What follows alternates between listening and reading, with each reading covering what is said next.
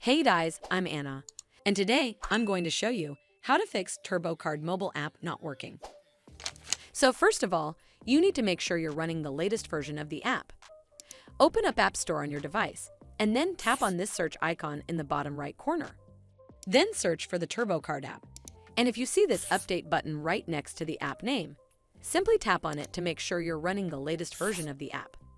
But if you still encounter this issue, then you need to clear App Cache. Go to your device settings and then scroll all the way down to General and tap on it. Then tap on iPhone Storage.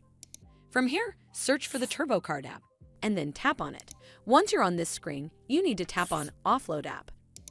Tap again to confirm. It'll take a bit for processing, and then a Reinstall button will show up. Simply tap on it to reinstall the app. This should fix the issue, but if it doesn't, then you need to completely reinstall the app. Follow the on-screen instructions to navigate all the way to the app page. Once you're on this screen, tap on Delete App to uninstall the app from your device. Once uninstalled, you need to open up App Store and then search for the TurboCard app right over here in the search bar, and then click on this Get button to install it back on your device.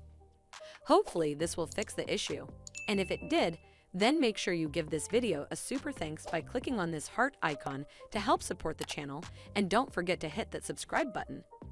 We'll see you in the next one.